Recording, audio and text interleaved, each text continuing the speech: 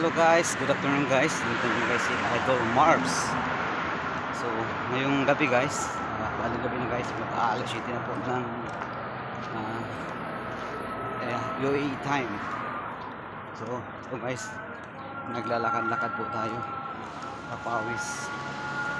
Pupunta po tayo sa area kung saan po maraming mga nangunguligta po ng mga karton at saka mga mapapakinabangan pang mga appliances na kung saan po madaming mga namamasurang mga Bangladesh at saka Pakistan nationality.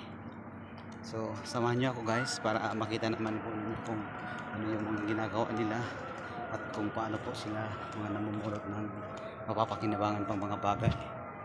So kanina guys, galing po ako sa isang hypermarket sa Nisto. May isa pong kababayan na kung baga hindi niya inaasahan na mag-short po siya sa pinamili niya sa Nesto.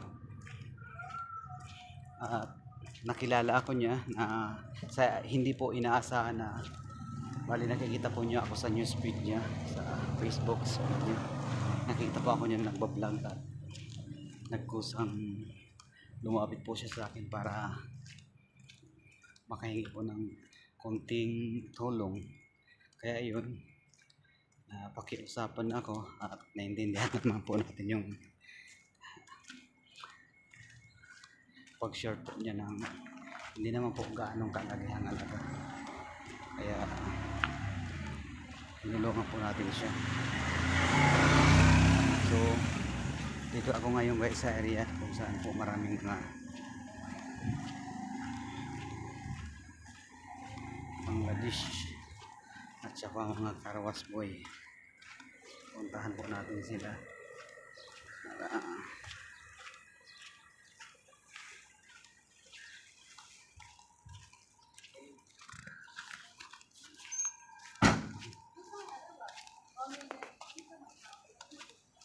yan guys, may isang Karawas boy. Hindi ko alam guys kung anong nationality po yan.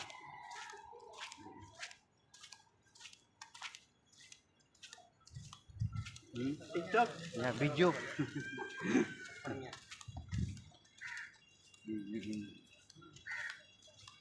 Cleaning? Yeah. Isa yan guys sa kaibigan ko. He's my friend. Yeah, Bangladesh nationality, right? Yeah, he's my friend, Bangladesh nationality. Yan, no? Nag-hi. Na? Family. Yeah, mga kaibigan ko yan, mga naglilinis ng sasakyan. See? Sila po guys yung mga mga tagapaglinis po dito ng sasakyan. Sila po yung mga nag-washing dito ng mga buwanan kung baga ang mga bayaran sa kanila. Mga malalaking bagay na yan guys para sa kanila kasi kung makasampung sasakyan sila sa 300 a month, magkakaroon po sila ng ay depende po guys sa bigayan. Hindi ko gaano alam kung magkano kung bigayan sa kanila, pero ang gagawin po natin guys, bibigyan po natin sila ng pangbili nila ng merienda. Nakakatuwa sila guys, oh.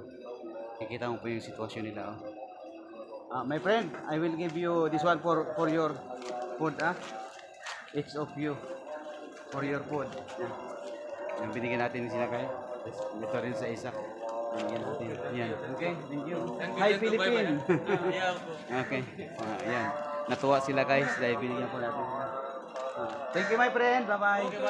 Okay, yan. Napaka nila. Hindi gaanong nagsalita dahil hindi po sila gaanong makapagsalita po ng English. Pero nakakatuwa guys dahil sila yung mga masarap guys tulungan dahil nakikita po natin na pag nagbigay po tayo ng isang bagay sa kanila, lalo na po guys na mapapakinabangan nila, natutuwa po sila. Masyado po nila guys talagang na-appreciate yung mga ginagawa natin na tulong, lalo nito sa mga ibang lahat. Maliit na bagay lang guys, pero sa kanila masyadong pinapahalagahan dahil ang 1 dirham sa kanila guys napaka-importante talaga. Kaya doon po natin kung magbabase po tayo sa lahi nila at saka sa lahi natin, sa atin yung 1 dirham Parang wala lang yan sa atin eh, pero sa kanila napakalaga yun. Pwede na po nila yan ibili ng isang parata, hindi kaya isang tinapay. Ah, ah. Mabubusog na sila dun guys. Kaya aliwa kung binigyan po natin sila ng isa sa kanila, may daga. Ayan. Aliwa guys, binigyan natin sila ng tender ham. Kung ipapalit po natin ang tender ham sa piso, aabot na po ng 155 piso. 155 piso. Ang palitan ngayon medyo mataas. Sa kanila naman, ang 1 dirham naman guys, ko alam kung aabot siguro ng 40. Kasi sa atin 15.90 something. Ganun. Medyo napakataas po ng value sa kanila. Kaya masyado nilang pinapahalagan yung 1 dirham. Nakakatuwa nga dahil bigyan mo sila ng 5. Ang 5 dirham sa kanila guys, enough na talaga yon. Pwede na po yun para sa kanila na makakakain na po sila. May kanin na at saka may dal pa. Malaking bagay na sa kanila yung 5 dirham. Kaya so dito na tayo guys, guys. Yan. So ayun guys, may accomplishment na naman po tayo. Nakagawa na naman po tayo ng nakagawa na naman po tayo, nakapagpasaya na naman po tayo ng ibang lahi at nakapagbigay na naman po tayo ng hindi gaanong kalakihang halaga pero masyado nilang na-appreciate. Yun lang guys ang nakakatuwa talaga sa kanila. Talagang bukal sa kalooban ko talaga guys at bukal din sa kalooban nila na sa ganong halaga guys, masyado nilang na-appreciate talaga yung mga ginagawa nating mga kabutihan para sa kanila. Hindi lang po sa lahi nila, maging sa mga lahi maging sa lahi din po natin. Pero siguro guys sa susunod, mga susunod na araw, mas marami tayong magiging mga vlog. How are you? Ay, cool. Cool. Okay. Today wait. Ito isa rin sa kaibigan natin na bibigyan po natin ng gamit, bibigyan po natin ng TV.